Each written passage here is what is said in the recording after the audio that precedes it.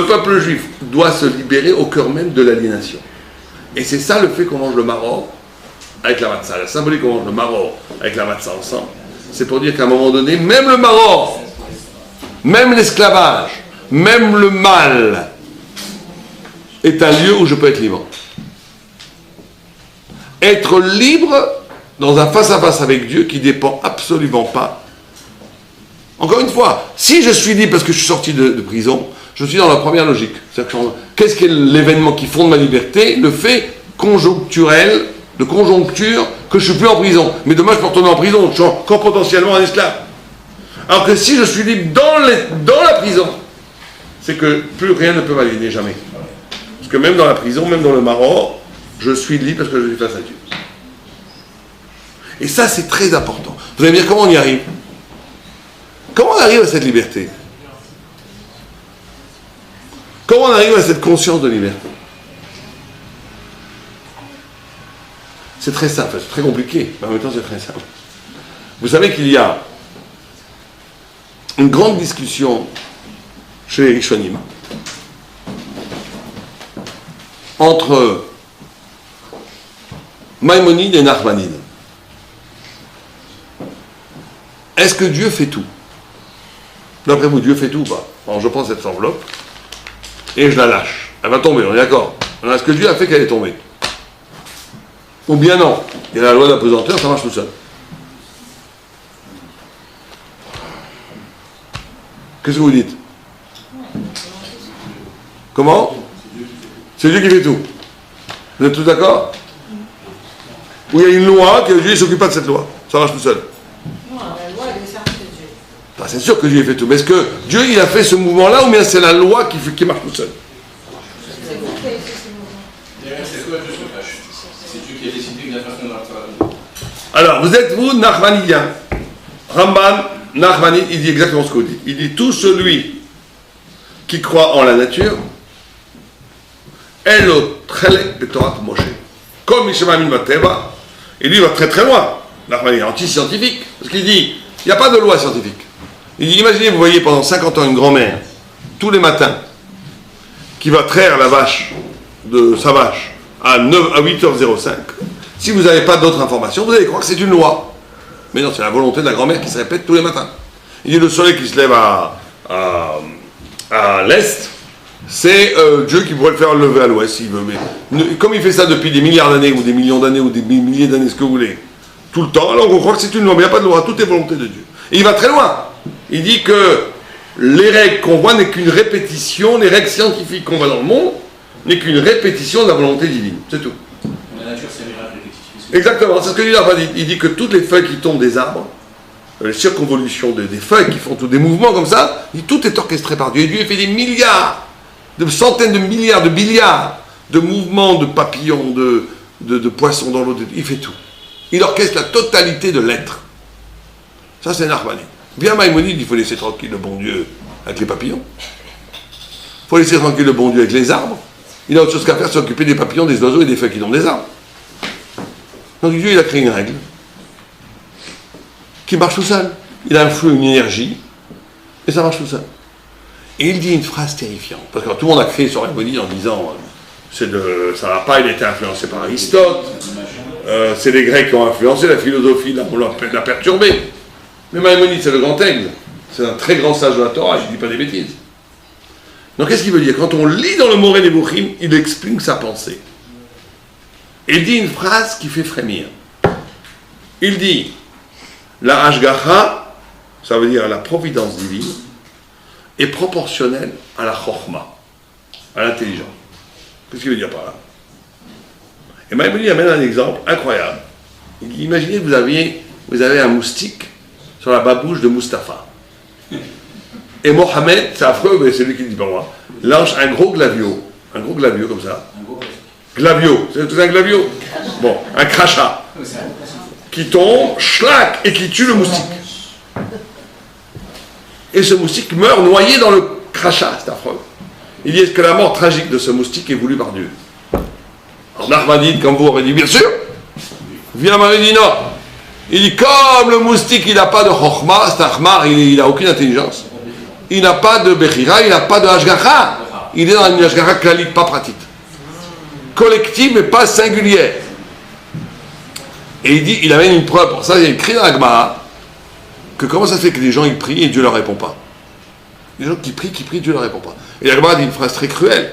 Elle dit, est-ce qu'on répond à un âne qui braie dans la grange? Quand vous prenez votre apéro, l'âne, vous ne répondez pas. Et il veut dire quoi par là? Il dit, parce que l'âne, c'est le chamor. Chamor, c'est chomer. Chomer, c'est matière. Celui qui est dans la matière, il est comme le moustique. Il est dans le mazal. Alors, il peut avoir un bon mazal, un mazal moyen ou un mauvais mazal. Mais tu veux changer le mazal, il faut ce qu'il appelle l'intelligence. Maintenant, qu'est-ce que c'est l'intelligence pour Maïmonide? Alors, il le dit. Écoutez bien ce qu'il dit, parce que ça peut servir à beaucoup de gens. Il dit, tant qu'on est dans la matière, on est sous le mazal. Si on est capable de sortir de la matière, Dieu peut intervenir directement dans notre vie. Ça s'appelle l'Ashgacha. C'est quoi sortir de la matière? C'est quoi sortir de la matière? C'est faire de la méditation en croisant les jambes et en regardant le soleil. C'est quoi sortir de la matière? Maintenant on a une clé. On veut des miracles. On veut que Dieu s'intéresse à nous particulièrement. On veut sortir du mazal, de la loi universelle qui marche et qui broie très souvent des personnes. On est obligé de sortir de la matière. Comment on sort de la matière? En dévoilant Dieu dans la matière. En comment? En dévoilant Dieu dans la matière. Comment on dévoile Dieu dans la matière? Dites-moi la formule. De tous les mécanismes qui viennent naturels, de dire c'est uniquement Hachem qui le fait. Comment on fait ça? Et dans le reconnaître. Non. En priant. Non. Non. En faisant des paroles. Non. Ou peut-être oui, tout ce que vous dites est vrai, mais c'est pas ce que dit le Maïmonide. Ah, c'est Maïmonide. Non, mais dites une autre idée. Allez-y. C'est bien, on étudie ensemble. En ayant de l'empathie. Ouais, mais alors il fallait plus loin. Très bien, vous avez bien, vous rapprochez. Il dit une chose très simple. Il dit, être dans la matière, c'est fondamentalement être réactif. Regardez, un animal, vous le frappez, il vous mord. Vous lui donnez un sucre, il vous lève. Moi, j'ai fait l'expérience, après avoir lu le texte, j'ai fait l'expérience. Dans le métro, regardez quelqu'un méchamment, il va vous regarder méchamment. C'est incroyable. Ça va être réactif. Vous lui souriez même à un affreux Jojo, vous lui souriez très gentil, il va vous sourire. Ça va venir tout seul le sourire. C'est comme ça. C'est la nature, la matière, elle est réactive. Une fois, j'avais fait un cours, ma femme déteste que je raconte ça parce qu'elle me dit tu fais la chaudière sur toi, mais c'est pas grave, je le raconte quand même. Une fois, j'avais fait un cours pendant 1 heure sur la colère. La colère, c'est quelque chose d'horrible. Et je rentre en voiture après la conférence, et un gars, il me fait une queue de poisson, et je commence à lui crier dessus. Et en lui criant dessus, je me dis, mais c'est pas possible, tu viens de faire un cours pendant 1 heure qu'il fallait pas être réactif. Parce que la puissance du corps, le corps réactif, c'est comme ça, le corps c'est très fort. Le biologique, c'est très fort. Mais tant qu'on est dans le biologique, on est dans la matière. Ça veut dire ne pas être intelligent pour le Rambam, c'est d'être capable de ne pas être réactif. Ça veut dire quoi? Je vous donne un exemple très simple.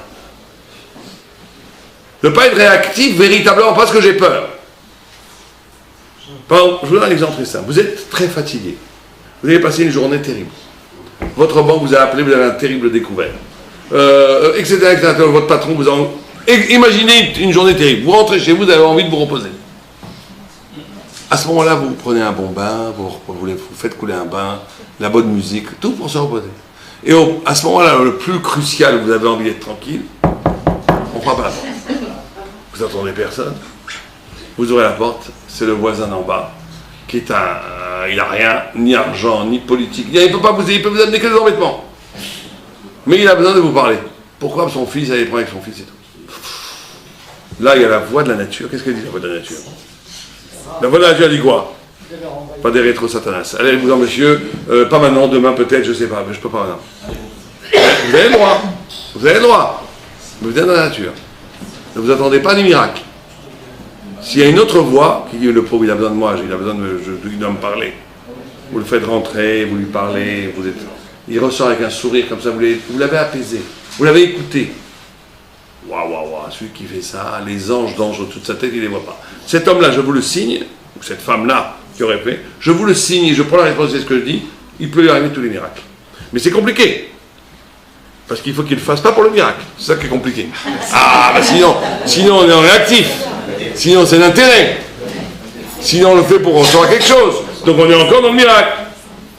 On parle de quelqu'un qui fait quelque chose tout simplement parce que c'est bien. Tout simplement parce que c'est bien. Il le fait parce que ça dépend. C'est ça sortir de la matière. Vous n'avez jamais vu un animal qui fait quelque chose comme ça. Il n'existe pas un animal qui fait quelque chose parce que c'est bien. Il fait quelque chose par intérêt, ou pour manger, ou pour chasser, ou pour tuer, ou pour se défendre. C'est comme ça. La nature, elle est logique, la nature. De faire quelque chose juste parce que c'est bien, c'est pas naturel. C'est sortir de la nature. Tu sors de la nature, tu touches à ce qu'on appelle Tselem Elohim. Tu touches à une dimension de toi qui n'a aucun rapport avec toi. Donc tu touches en vérité à la lumière divine. Tu rentres dans une autre sphère. Donc c'est pas forcément les grandes prières, pas forcément. C'est ce mouvement-là. Sortir d'Égypte, ça c'est le Pessa, c'est le saut. Pessa, ça veut dire en même temps la paix, ça, la parole parle, la liberté, mais c'est en même temps le saut. C'est un saut ontologique. Je suis capable de faire un saut, de ne pas être prévisible, de ne pas obéir tellement à mes problèmes, à mes schémas psychanalytiques, psychologiques, de ne pas être le résultat d'éducation, d'être toujours dans la même cycle où je suis complètement à la reproduction de l'espèce naturelle dans laquelle j'ai été forgé. Quand on est là-dedans, on est encore en Égypte. Quand on est capable d'un sursaut où je noue avec quelque chose de singulier, d'intime, de subjectif, qui est lié à mon intrigue personnelle, qui est une relation frontale avec Dieu, là je rentre dans la grandeur de l'élection.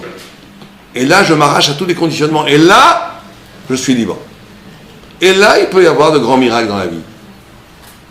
Et à Pessah, c'est cette notion-là qu'il faut trouver. Alors, on va juste finir avec une halakha. Vous savez que la notion à Pessah, la Haggadah, elle ne peut se dire, il y a 3 conditions fondamentales pour qu'elle soit cachée. 1, il faut le faire derrière question-réponse. Quelqu'un qui dirait toute la Haggadah sans poser de questions, il n'aura pas fait la mitzvah. 2, il faut le faire Gnaï, Jvach. On était esclaves, Abadimaïnou, on était Oved Avodazar, on était des idolâtres, nous aussi. 3, il faut le parler à quelqu'un. Tout le monde comprend que ces 3 façons de dire la Haggadah sont liées à la notion même de liberté, de Chérout. De Chérout. On ne peut pas être libre, si on n'a pas de questions. Quelqu'un qui n'a pas de questions, quelqu'un qui ne s'intéresse pas à la vérité, quelqu'un qui ne cherche pas le pourquoi du comment, est un homme mort. Il n'est pas libre parce qu'il est mort. Quelqu'un qui ne pose pas de questions et quelqu'un qui est satisfait, englué dans la matière au point où il n'y a pas de... Il ne peut pas être libre. D'ailleurs, le monde a été créé, vous savez, Tohu, Bohu, Yetzira. Tohu, ça veut dire étonnement, Rachid le dit estonish. Bohu, confusion, Yetzira, création.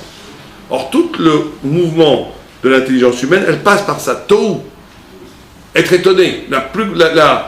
La qualité première pour l'homme, c'est d'être curieux. C'est de rentrer une altérité dans sa conscience. Rentrer quelque chose qui n'est pas lui dans la conscience. S'ouvrir à la lumière d'autre chose que lui-même. Mais c'est vrai que c'est désagréable parce que ça rend quelque chose que je ne savais pas. Donc c'est beau, c'est une confusion. Et donc je suis obligé d'après d'être créatif, de recréer un champ de vision nouveau qui intègre ce nouvel élément que le taux et le bout ont amené. Et plus quelqu'un grandit, plus il fait ça. Plus quelqu'un est petit, plus quelqu'un il a déjà 3 idées dans la tête, c'est fini, il fonctionne avec ça, jamais il sort de ça, il est mort.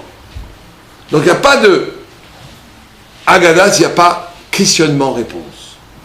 C'est très important de questionner. Ce qui est très mauvais dans la Torah, c'est le doute. Le doute, c'est nul. Parce que ça t'empêche d'avancer. Peut-être bien que oui, peut-être bien que non. Qui dit que c'est vrai, blablabla. En vérité, tu restes toujours le petit bourgeois qui ne bouge pas. Mais le questionnement, c'est fondamental. Donc, vous savez que le questionnement et le doute ont la même racine métaphysique. Quand Dieu a créé l'homme, il a convoqué les anges. Il a dit, est-ce que ça vaut le coup de créer l'homme? Ça vaut le coup de créer l'homme? Un ange du chesed a dit, de l'amour, a dit, crée l'homme, il est capable d'amour. L'ange du shalom, il a dit, surtout ne crée pas l'homme. Dès que tu as 3 juifs dans une ville, il y a 3 synagogues, c'est une catastrophe. Il y a tout le temps des bagarres. L'ange du tzedaka dit, crée l'homme, il est capable de tzedaka. L'ange du vérité a dit, surtout crée pas l'homme, il est cool au chèque et il ment toujours, l'homme. D'ailleurs, c'est intéressant pour étudier ce midrash. Un homme peut dire la vérité aussi. Un homme est capable de ne pas faire d'amour, pourquoi? En vérité, il veut dire par là que un homme qui n'est pas capable d'amour et de donner, c'est pas un homme. Alors qu'un homme qui baratine, ça reste un homme, parce que c'est la nature même de l'homme d'être un baratineur. C'est comme ça. Mais en tous les cas, au milieu de la discussion, il y a des anges qui disaient Ibaré, crée l'homme. Des anges qui disaient Alibaré, ne crée pas l'homme. Ibaré, Alibaré, Ibaré, Alibaré. Et au milieu du chaos des anges, de cette discussion céleste, Dieu a dit pourquoi vous discutez? J'ai déjà créé l'homme.